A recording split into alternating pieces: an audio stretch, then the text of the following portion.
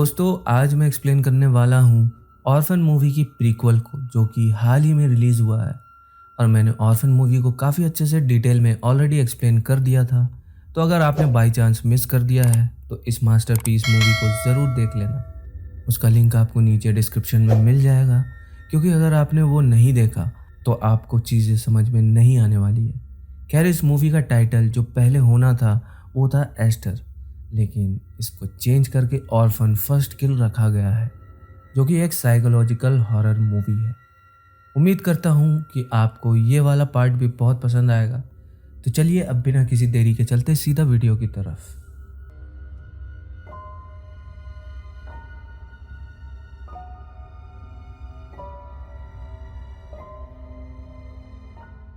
Movie की शुरुआत होती है 2007 एस्टोनिया में, जहाँ पर हम देखते हैं एना नाम की एक लेडी को जो कि एक मेंटल असाइलम में जा रही थी।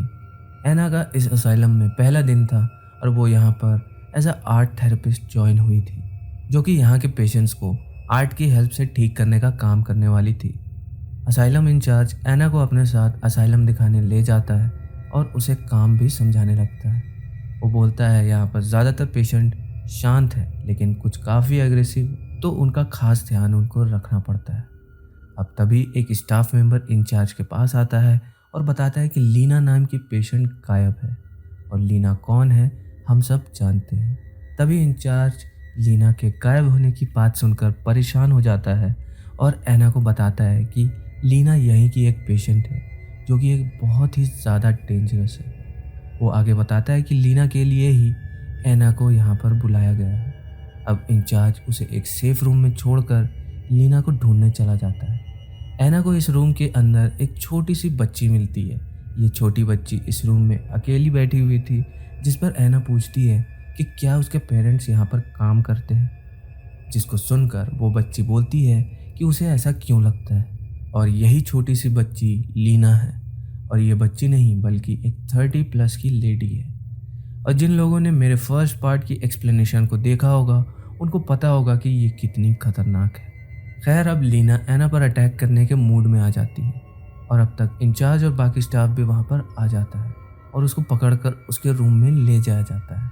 इंचार्ज एना को लीना के बारे में बताता है कि उसे एक ग्लैंड डिसऑर्डर है, जिसकी वजह से वो एक तरह से ड्वार्फिज्म का शिकार है और उसकी बॉडी की जो ग्रोथ है वो 10 साल की उम्र पर आकर रुक गई है, लेकिन उसका दिमाग उसकी एक्चुअल एज जितना ही है, जो कि लगभग 30+ है। और वो यहाँ पर आने से पहले कभी किसी के घर में एक अनाथ की तरह रहने लगती थी और थोड़ा बहुत सामान चुरा कर वहाँ से भाग जाया करती थी। लेकिन आखिरी फैमिली के पास जब वो रहने गई थी तो उन्होंने उसे अपने पास रखा अनाथ समझकर उसको पाला पोसा, लेकिन वहाँ पर लीना ने मर्डर कर दिए और फिर वो यहाँ पर आ गई और तब से वो यहीं पर रह रही है और एना को ही उसकी देखभाल करनी है और उसको हमेशा अलर्ट रहना होगा, क्योंकि वो बहुत ही ज़्यादा खतरनाक है। और लीना अपने इमोशंस का बहुत ही अच्छे से इस्तेमाल करती है और वो एक बहुत ही अच्छा कॉन आर्टिस्ट भी है। और जब वो यहाँ पर आई थी तो वो काफ़ी एग्रेसिवली यहाँ से भागने की कोशिश करती रहती थी, जिस वजह से उसको बांध कर रखना पड़ता था और इसलिए ही उसके गले और हाथों पर ब्लीडिंग होने से मार्क्स बन गए हैं। और यही रीज़न था कि पहले पार्ट में वो हमेशा अपने गले पर और हाथों पर पट्टी टाइप चीज़ को बांध कर रखा करती थी, जिससे वो हमेशा दूसरी फैमिली को एक फैशन की तरफ बोला करती थी। अब अगले सीन में एना लीना को ड्राइंग करवा रही थी, जिससे कि हम समझ पाते हैं कि पिछले पार्ट में उसको अच्छी ड्राइंग करनी कैसे आया करती थी। और यहाँ पर लीना अब एक दूसरी मेंटली इल लेडी को ट्रिगर करके उसको एग्रेसिव करवा देती है और एना इससे बहुत डर जाती है। अब अगले सीन में लीना अपने लिए एक ड्रेस मंगवाती है और एक गार्ड उसे वो लाकर देता है, जिसको वो बहला फुसला कर अपने रूम में बुला लेती है और बहाने से उसको जान से मार देती है और वहाँ से भाग जाती है। अब मेन गार्ड जो होता है वो उसको रोकने की कोशिश करता है, लेकिन वो उस मेंटली इल लेडी को फिर से ट्रिगर करती है और इस गार्ड पर अटैक करवा कर उसको भी जान से मरवा देती है। अब वो असाइलम से बाहर भाग जाती है और बाहर उसे एना अपनी कार में मिलती है, जो कि उसको देखकर बहुत ही ज़्यादा डर जाती है। अब एना असाइलम में अंदर जाकर उसके बारे में इंचार्ज को बताती है और बोलती है कि अब वो यहाँ पर काम नहीं कर सकती। एना वहाँ से निकलकर अपने घर पर आ जाती है, जो कि असाइलम से काफ़ी दूर था, और अपने घर के अंदर जाने लगती है। लेकिन उसकी ही कार में छुपकर लीना यहाँ तक आ गई थी और वो घर के अंदर आकर एना पर अटैक कर देती है। फिर वो इधर उधर घूमती है और ऑनलाइन सर्च करती है कि आखिरी कुछ सालों में क्या कुछ बच्चियाँ मिसिंग हुई थी। उसे ऑनलाइन एक बच्ची के बारे में पता चलता है जिसका नाम एस्टर होता है। एस्टर 2003 से मिसिंग थी और इंटरनेट पर उसकी एज प्रोसेस्ड फोटो डाली हुई थी कि आज जब वो 10 से 11 साल की हुई होगी तो वो कैसी दिखती होगी। और लीना उससे खुद को मैच करके देखती है तो वो एस्टर से काफ़ी मैच होती है और अब उसके जहन में ख्याल आता है कि वो एस्टर की आइडेंटिटी को ले लेगी। वो अपने कपड़े चेंज करती है, अच्छे से एक बच्चे की तरह तैयार होती है, अपने हाथों और नेक के मार्क्स को बैंड से छुपा लेती है और वहाँ से जाने लगती है। यानी कि एस्टर की फैमिली के पास, यानी कि जो बच्ची 2003 से मिसिंग थी वो उसकी ही फैमिली की एस्टर बनकर जा रही थी। और अब यहाँ पर हमको पता चल गया है कि लीना एस्टर कैसे बनी थी। वो ये देखती है कि एना अभी भी जिंदा है, जो कि उससे रहम की भीख मांग रही थी, लेकिन लीना बेचारी एना को जान से मार डालती है और ये हम जानते हैं कि लीना कितनी ज़्यादा रुथलेस है। खैर अब वो जाकर एक पार्क में बैठ जाती है और उसके पास एक पुलिस ऑफिसर आता है जो कि पेट्रोलिंग पर था और वो उसको अपनी झूठी कहानी सुनाती है कि वो एस्टर ऑलब्राइट है जो कि बचपन में अपनी फैमिली से खो गई थी। वो ऑफिसर एस्टर को अपने साथ ले जाता है ताकि वो उसे उसकी फैमिली मीन्स उसकी नकली फैमिली से मिला दे। अब तभी हमको दिखाया जाता है ऑलब्राइट फैमिली को, जिसके अंदर एस्टर के father Elon Albright, mother Trisha Albright और बड़ा भाई गनर ऑलब्राइट था। ऑलब्राइट फैमिली एक बहुत ही अमीर फैमिली है और उनका बहुत ज़्यादा नाम भी है। हम इन सभी को देखते हैं जहाँ पर ये लोग गनर के फेंसिंग मैच को देखने आए थे।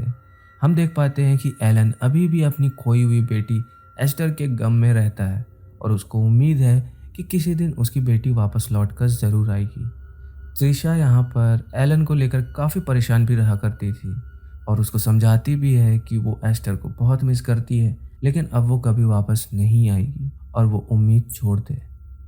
अब तभी वहाँ पर इंस्पेक्टर डोनान आते हैं जो कि एस्टर के मिसिंग केस को उस वक्त मॉनिटर कर रहे थे और ऑलब्राइट फैमिली के अच्छे दोस्त भी होते हैं। डोनान एस्टर की खबर देने आए थे कि वो मिल चुकी है और अगले ही सीन में ट्रिशा उसको लेने जाती है।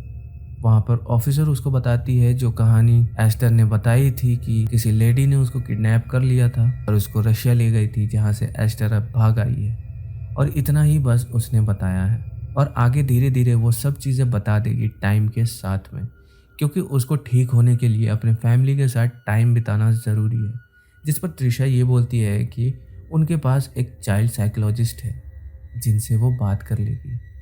अब एस्टर अमेरिका आ गई थी और त्रिशा उसे देखकर काफ़ी खुश होती है।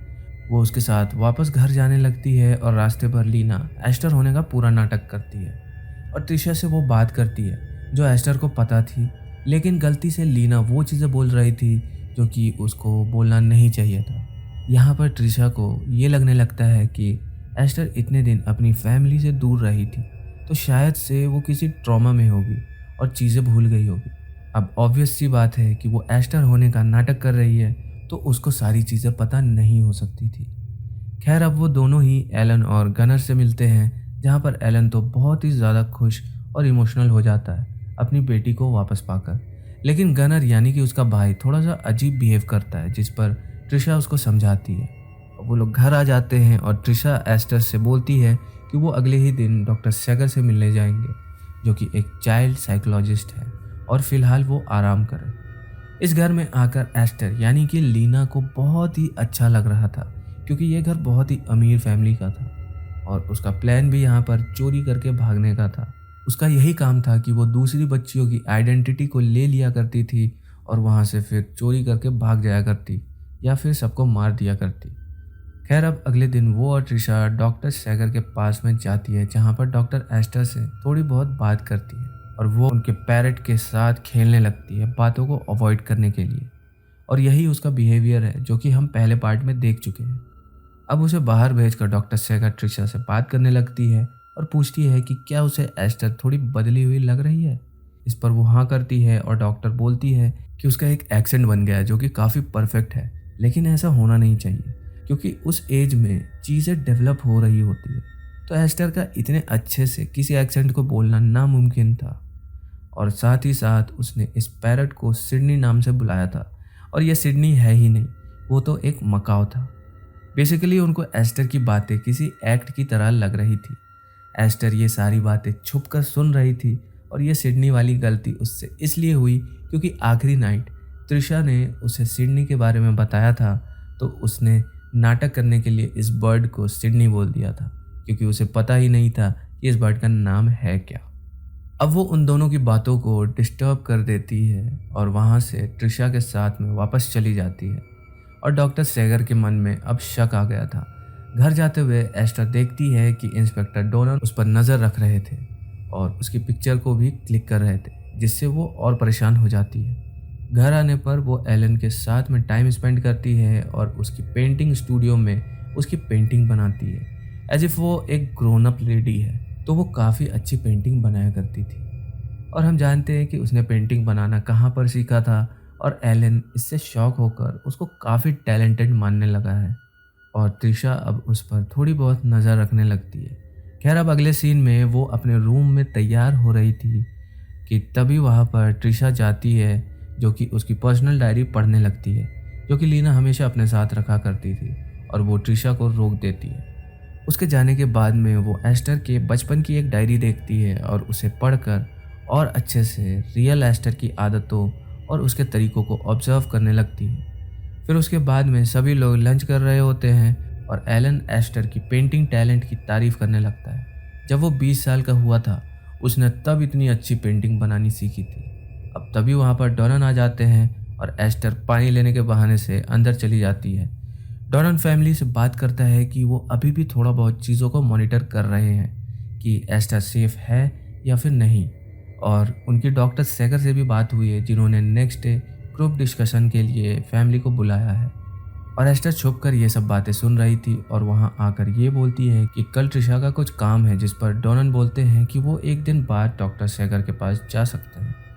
अब रात में एस्टर घर का ढेर सारा कैश, गोल्ड, डायमंड और कुछ और चीज़ों को चुरा लेती है और वहाँ से भागने की कोशिश करती है, लेकिन जाते हुए उसकी नज़र स्टूडियो में काम करते हुए एलन पर पड़ जाती है और हम जानते हैं कि वो मेल की तरफ काफ़ी ज़्यादा आकर्षित हो जाती है और उसको लस्ट की बहुत ही ज़्यादा तड़प है। तो तभी वहाँ से वो भागने का फ़ैसला बदल कर वापस घर के अंदर चली जाती है।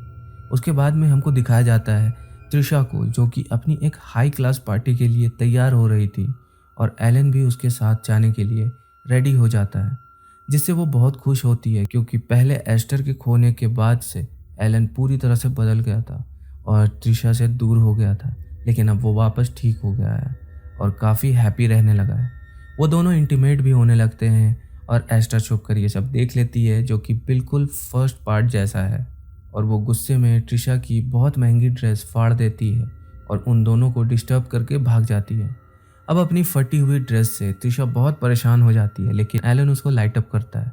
अब वो दोनों ही पार्टी में चले जाते हैं और घर पर गनर और एस्टर अकेले थे। अब गनर अपने दोस्तों को बुलाकर वहाँ पार्टी करने लगता है, लेकिन एस्टर भी उस पार्टी में आ जाती है, जिससे वो उसे वहाँ से भगा देता है और उनकी थोड़ी बहुत बहस हो जाती है। डोनन अब घर पर आते हैं जो कि ट्रिशा से मिलने आए थे और गनर उनको ये बोलता है कि वो लोग अभी घर पर नहीं हैं, तो डोनन बाद में आकर मिले। डोनन वॉशरूम जाने के बहाने से चुपके से एस्टर के रूम में चला जाता है और उसके फिंगरप्रिंट वाली एक कैसेट लेकर बाहर आ जाता है। एस्टर छुपकर ये देख रही थी और वो समझ जाती है कि डोनन फिंगरप्रिंट से उसके बारे में पता करने वाला है। कुछ देर के बाद में एलन और ट्रिशा घर पर आ जाते हैं और ट्रिशा को रूम में एस्टर कहीं पर भी नहीं मिलती, लेकिन उसकी पर्सनल डायरी मिल जाती है, जिसको वो देखने लगती है और इसमें उसके पुराने मेल विक्टिम की फ़ोटो थी और एलन के साथ ट्रिशा की भी फ़ोटो थी, जिसके अंदर ट्रिशा का चेहरा बिगड़ा हुआ था, यानी कि वो उसको पसंद नहीं करती थी। और सबसे बड़ी बात कि इस डायरी के अंदर सारने इंस्टीट्यूट का भी एड्रेस होता है जहाँ से लीना आई है, और ट्रिशा ये देखकर परेशान हो जाती है और देखती है कि एस्टर घर पर है ही नहीं।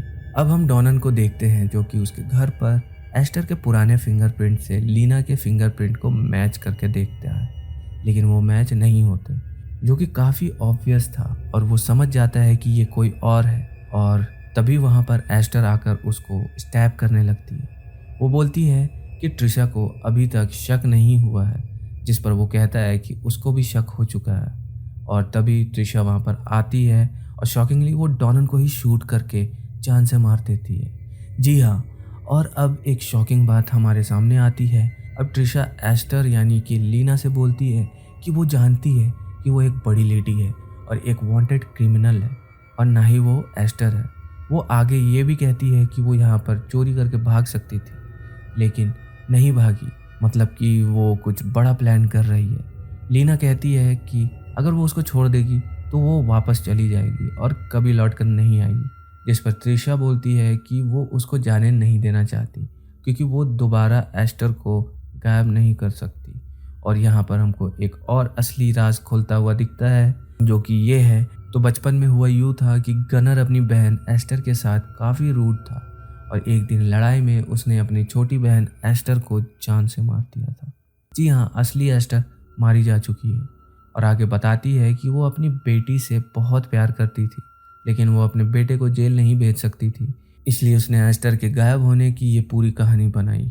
और तब से ही एलन बदल गया था और अपनी फैमिली से दूर हो गया, लेकिन अब वो ठीक हो रहा है और लीना को एस्टर बनकर ही रहना पड़ेगा ताकि एलन ठीक रहे और खुश रहे। और अब त्रिशा जैसा चाहेगी लीना को वैसा रहना होगा। वो दोनों डॉनन की बॉडी को वही वेल में ठिकाने लगा देती है जहाँ पर त्रिशा ने एस्टर की बॉडी को पहले ठिकाने लगाया था। अब वो दोनों घर आ जाती हैं और प्लान के अकॉर्डिंग सारी चीज़ें करने लगती है, जहाँ पर त्रिशा बताती है कि एस्टर खेलते खेलते कहीं पर चली गई थी, यानी कि वो लीना की बात कर रही है। खैर, अब गनर और उसकी माँ त्रिशा आपस में बात करते हैं, जहाँ पर वो ये बोलती है कि उनको अभी एस्टर पर नज़र रखनी चाहिए और वक्त आने पर वो उसको भी ख़त्म कर देंगे। आई मीन ऑब्वियस सी बात है, जिन लोगों ने अपनी सगी बेटी को नहीं छोड़ा, तो यहाँ पर लीना कौन से खेत की मूली है। अब रात को एस्टर एलन के साथ में टाइम स्पेंड करती है और ये चीज़ त्रिशा को अच्छी नहीं लगती और उसको गुस्सा आ जाता है और वो एलन को अपने साथ ले जाती है और एस्टर इससे चिढ़ जाती है। अब अगले कुछ सीन्स के अंदर त्रिशा लीना को कुछ चीज़ें समझाती है कि उसे यहाँ पर कैसे रहना है, लोगों से कैसे बात करनी है, और उन्होंने एक पार्टी भी होस्ट करी है जिसके अंदर उसे सबको यकीन दिलाना होगा कि वही एस्टर है। वो उसको ये भी बताती है कि डॉक्टर सेगर के पास जाकर उसको क्या बातें करनी है और एस्टर ठीक ऐसा ही करती है, जिससे डॉक्टर के मन का शक ख़त्म हो जाता है और वो एस्टर पर यकीन करने लगती है। खैर, अगले दिन में गनर एस्टर से बात करके उसको धमकी देता है और उन दोनों की बहस होने लगती है। डिनर के टाइम पर त्रिशा एस्टर को खाना देती है, लेकिन वो अभी खाना नहीं खाती और उसे अपने रूम में ले जाती है। अब वो जो खाना होता है वो अपने पेट रैट के लिए रख देती है और वो सो जाती है। और रात को जब उसकी नींद खुलती है तो वो देखती है कि उस खाने में जहर था, जो कि त्रिशा ने ही मिलाया था, क्योंकि वो एस्टर को जान से मारने की प्लानिंग कर रही थी, क्योंकि जो चूहा था वो मर गया था। अगली सुबह एस्टर उस मरे हुए चूहे को त्रिशा की ही ड्रिंक में डाल देती है, जिससे उसका गुस्सा और बढ़ जाता है।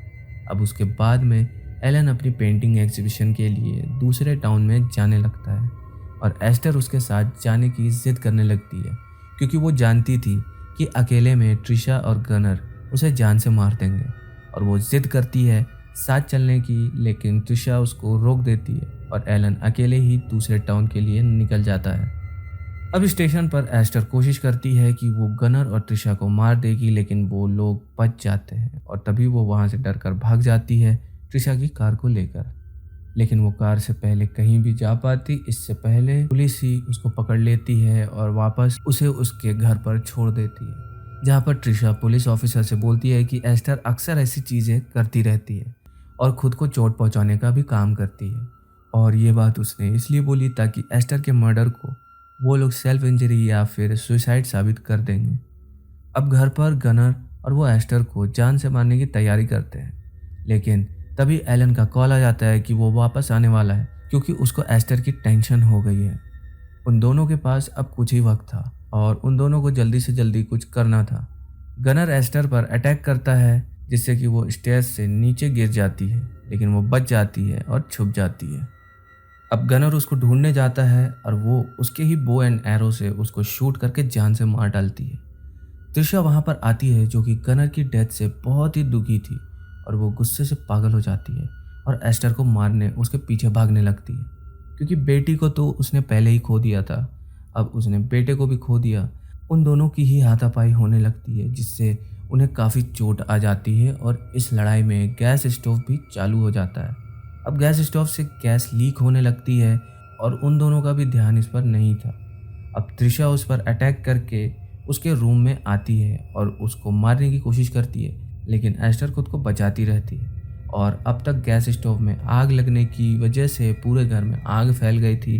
वो दोनों लड़ते लड़ते घर की छत पर चले जाते हैं और अब तक एलन भी घर पर आ गया था। तभी लीना यहाँ पर त्रिशा को ब्लैकमेल करने लगती है कि वो सारा सच एलन को बता देगी कि उसने ही एस्टर को मारा था। लेकिन तभी त्रिशा यहाँ पर ये कहती है कि इससे वो लीना को चाहने नहीं लगेगा, बल्कि सबसे ज़्यादा नफरत करने लगेगा और उसको उससे ही घिन हो जाएगी। लड़ते हुए वो दोनों छत से लटक जाते हैं और एलन उन्हें बचाने उनके पास आता है, लेकिन त्रिशा नीचे गिर जाती है, जिससे उसकी वहीं मौत हो जाती है। अब एलन एस्टर को बचा लेता है, लेकिन एस्टर के जो नकली दांत होते हैं, जो कि उसने पहले पार्ट में भी लगाए हुए थे खुद को बच्चा दिखाने के लिए, वो समझ जाता है कि वहाँ पर वो छोटी बच्ची नहीं बल्कि कोई और ही है। तभी लीना ये बोलती है कि उसने ये सब एलन को पाने के लिए किया और वो दोनों ही अच्छे से साथ में रहेंगे। लेकिन एलन उस पर गुस्सा करता है, जिसके रिप्लाई में वो उसे गुस्से में धक्का दे देती है और एलन नीचे गिर जाता है, जिससे उसकी भी डेथ हो जाती है। अब लीना घर के अंदर जाती है, जो कि अब पूरी तरह से जल रहा था, और अपने कपड़े पहनकर तैयार होती है और वहाँ से चली जाती है अपनी नई ज़िंदगी के लिए। अब मूवी की एंडिंग में हम उसे डॉक्टर सेगर की क्लिनिक में देखते हैं, जहाँ पर डॉक्टर एक ऑफिसर से बात करती है कि एस्टर की ज़िंदगी में उसके साथ बहुत बुरा हुआ है। पहले वो किडनैप हुई थी और अब उसकी पूरी फैमिली आग में जलकर मारी गई, और वो अब एक ऑर्फन है जिसका कोई घर या फिर कोई ठिकाना नहीं है, और कौन उसको संभालने वाला है। ऑफिसर बोलती है कि उन्होंने एक रेप्यूटेड अडॉप्शन एजेंसी से बात की है, जहाँ पर एस्टर जाएगी और वहाँ से उसे कोई अच्छी फैमिली गोद ले लेगी। और इसकी आगे की कहानी हम जानते ही है कि यहाँ पर क्या हुआ था और लीना एस्टर कैसे बनी, जिसके बाद में एस्टर यानी कि लीना की एक इविल स्माइल आती है और इसी लुक के साथ ये मूवी यहाँ पर ख़त्म हो जाती है। तो दोस्तों, उम्मीद करता हूँ कि आपको एक्सप्लेनेशन पसंद आई होगी। पसंद आई है तो वीडियो को लाइक कर देना, चैनल पर नए हो तो सब्सक्राइब कर लीजिए। दोस्तों, मैं मिलता हूँ आपसे अपनी अगली वीडियो में, तब तक के लिए जय हिंद।